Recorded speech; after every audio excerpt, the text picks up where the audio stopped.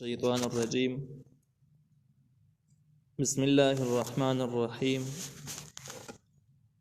براءة من الله ورسوله إلى الذين عاهدتم من المشركين. دا سورة البراءت دی اور دی دویم نومی سورة توبه هم دی. براءت په دې اعتبار سره د براءت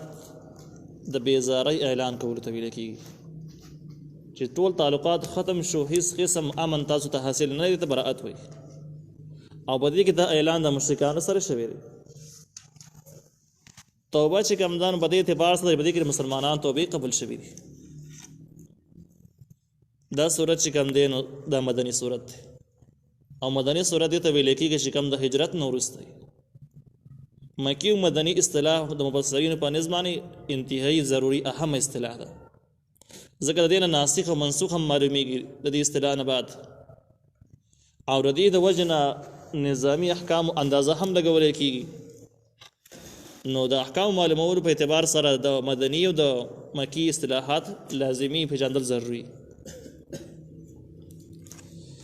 دوی کې دا مسله ده چې براءت کې بسم الله ورته لیک نه ده او په منځ کې تشکر خشته ده، بسم الله ورته لیکلی شوی نه ده.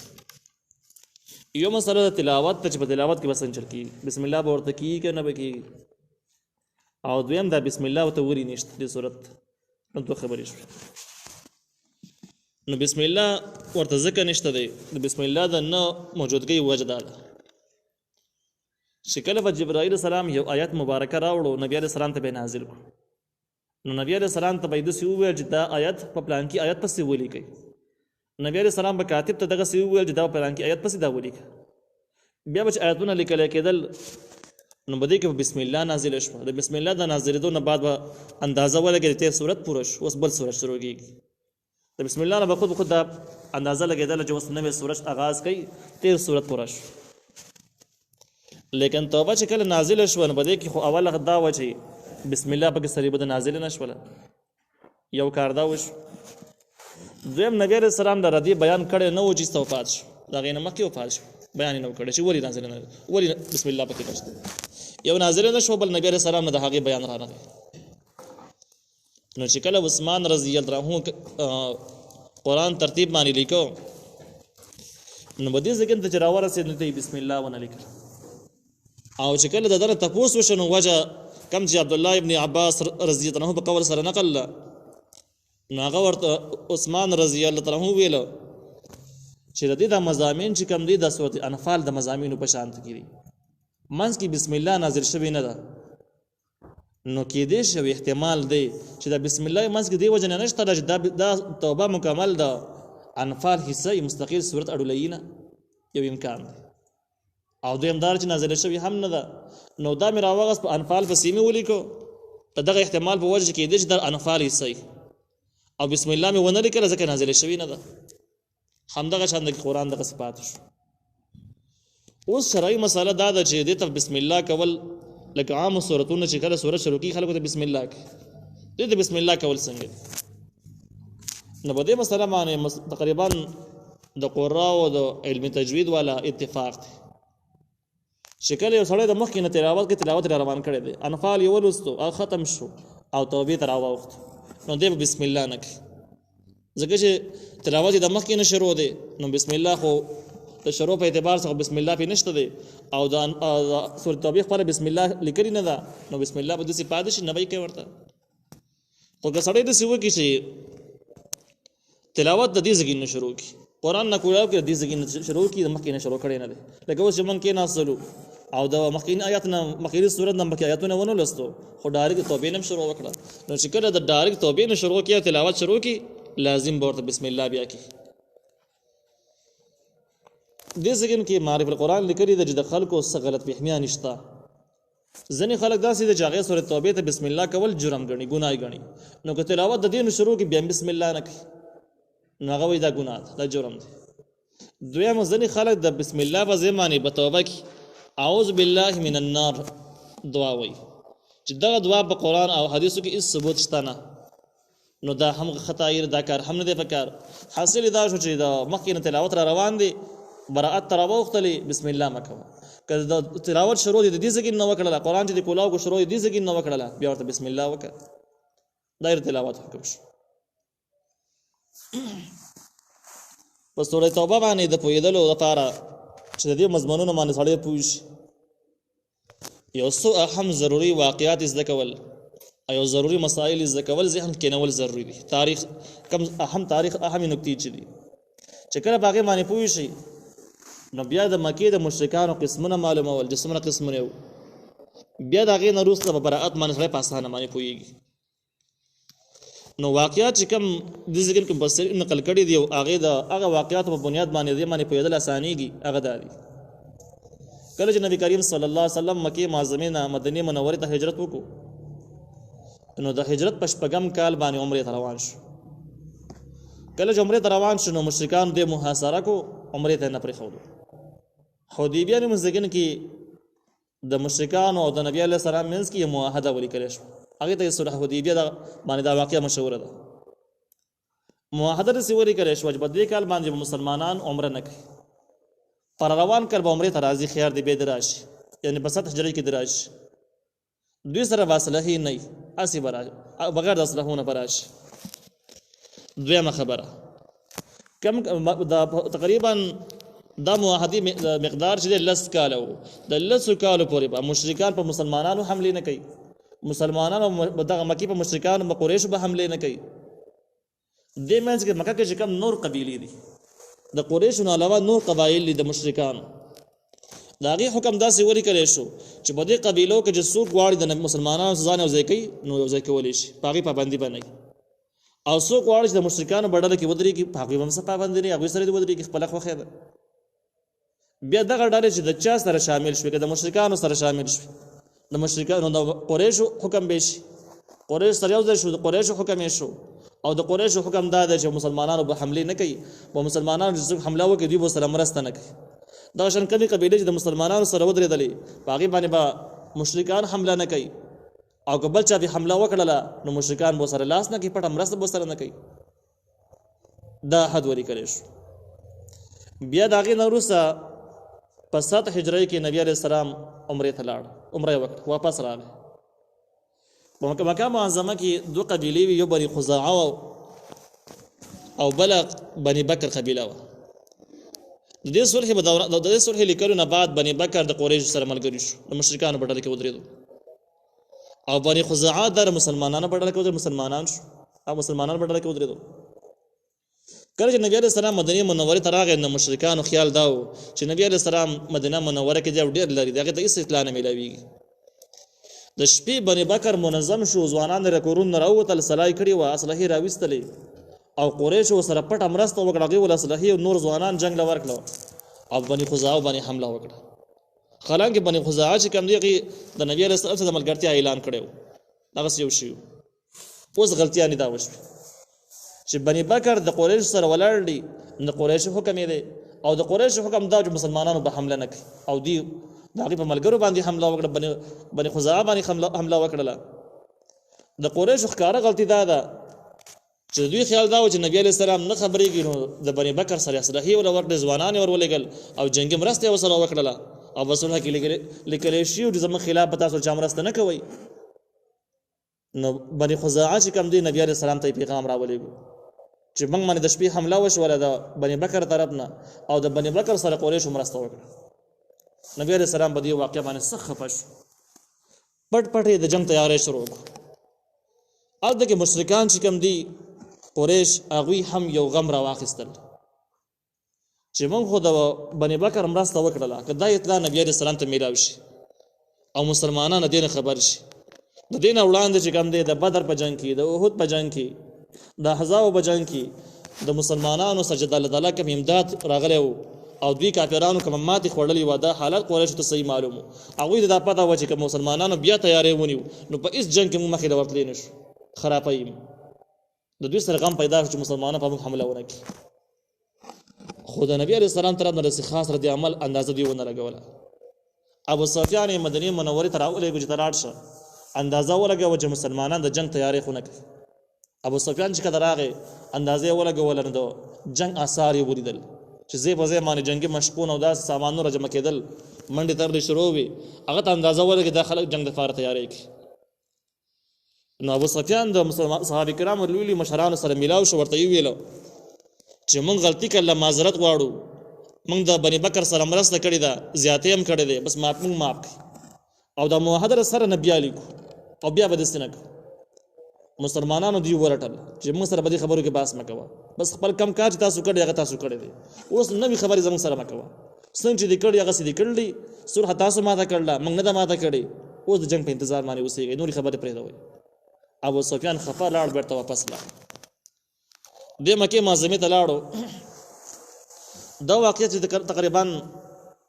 په 7 هجري کې نبی علیہ السلام ورته تللی دی بیا دا واقعه چې کومه ده د بني خزاعه او د بني بکر والا جنگ چې کوم دی دا 15 میاشتې وروسته شوی دی نو مسلمانانو تیاری شروع کو تر دې حده پورې چې په 8 هجري کې په 10 د رمضان باندې مسلمانانو په مکه باندې حمله وکړه او غونډه مکه فتح شوه اوس چې کله مکه فتح شوه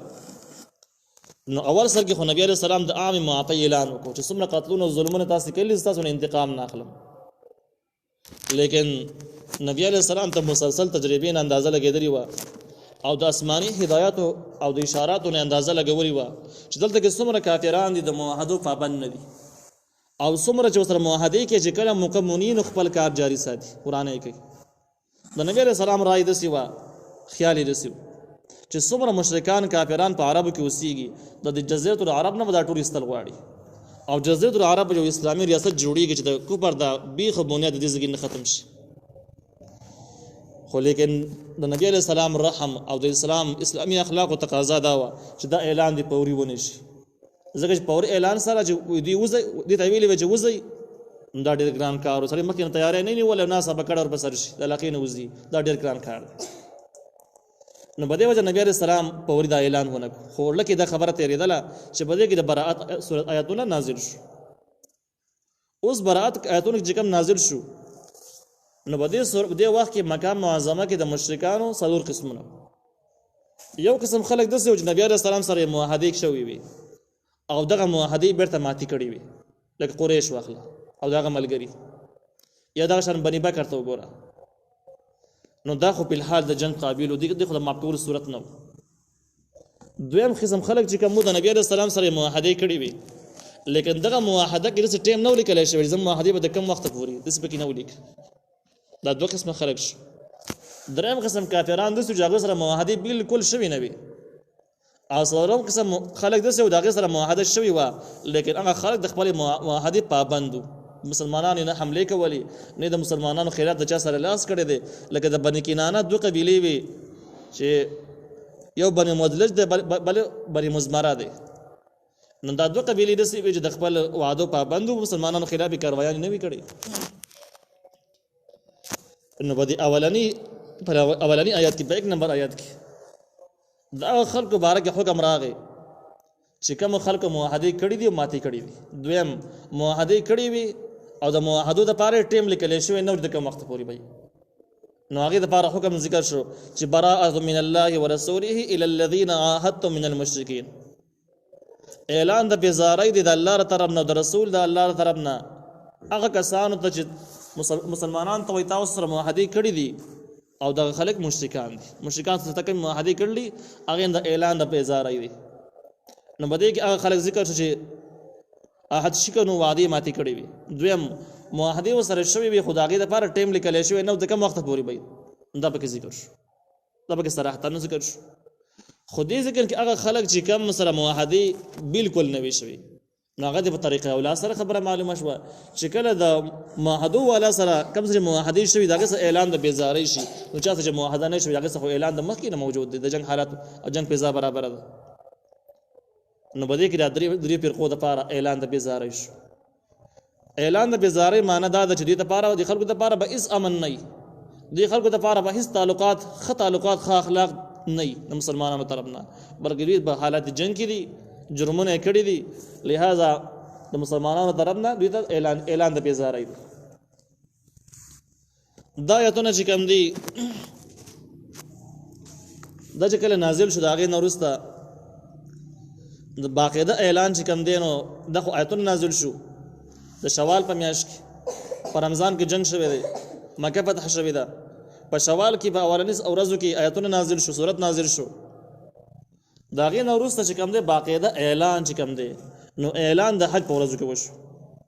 حج ورځو کې اعلان کول آسان ځکه و چې خلک راجمع کیږي په اسانه باندې مینا کې خلک راجمع کیږي عرفات کې راجمع کیږي نو دغه ځکه ته علی رضی الله عنه ابو بکر صدیق رضی الله عنه ولګل شو او اعلانات یې وکړ چې بر روان کال د مشرکان حج ترانش او داوی د پاره چې کوم دی احکام ذکر کړل چې د الله تعالی احکام دي دي نو بده منځ کې چې کله د شوال میاشتو کې شروع آیاتونه نازل شو نو اخوا چې کوم دی سلور میاشتې داسې د چې باقي کې جنگ کول په ابتدار اسلام کې منو هغه کې شوال ذوالقعده ذوالحجه محرم د سلور میاشتې او آیاتونه په شوال کې نازل شوي دي اوس اعلان به د غټ اختر په ورځ باندې کیږي 2 میاشتې خو به دې کې تیری شي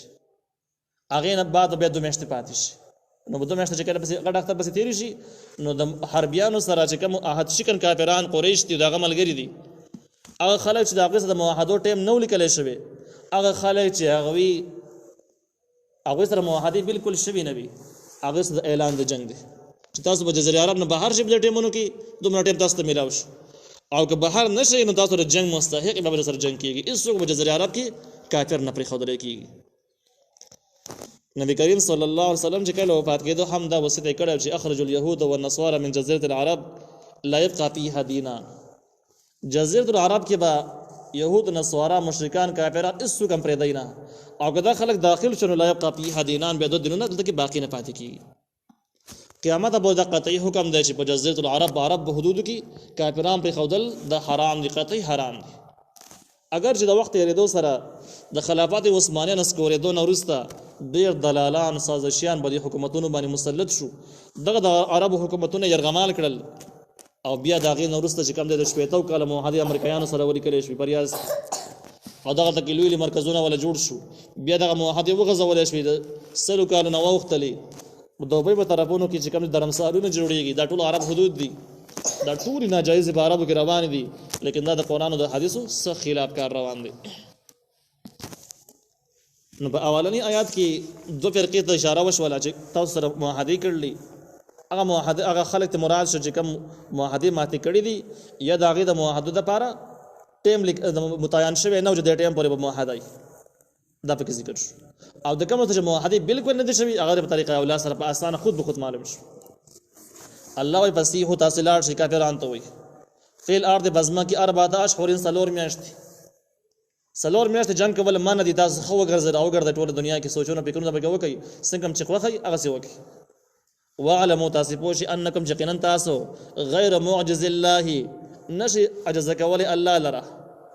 ندی مطلب دا دی سلور میاشتې چې کوم دي د احترام کمی میاشتې چې دي جنگ کول پکې مان دي په دې کې مسلمانان په تاسو حمله نه کوي ځکه جنگ کول مان دي مسلمانان د حملونو خو په امن یي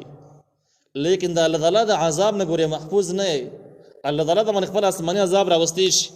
که تاسو مړ شئ جهنم تم ډایرک اچي ځکه تاسو الله تعالی عجز کولای نشي الله چې کم کار کوي بکیږي وان الله یقین الله تعالی مخزل کافرین ذلیل کون کې د کافرانو لرا یا شرمون کې د کافرانو لرا نو الله مخ تاسو ودرې دی نشي واذان او اعلان دی من الله د الله طرفنا ورسول د رسول د الله نه الى الناس طول خلقتا يوم الحج الاكبر ورز د حج اکبر باندې ان الله يقين الله تعالی بريء من المشركين الله تعالی بیزار دي د مشرکانو ورسوله او رسول د الله دي هم بیزار دي فإن تبتم كتاس توبې وستري اي مشرکانو د شرکنا فهو خير لكم د غوړه د تاسو د پاره اما د امن هم ملاوي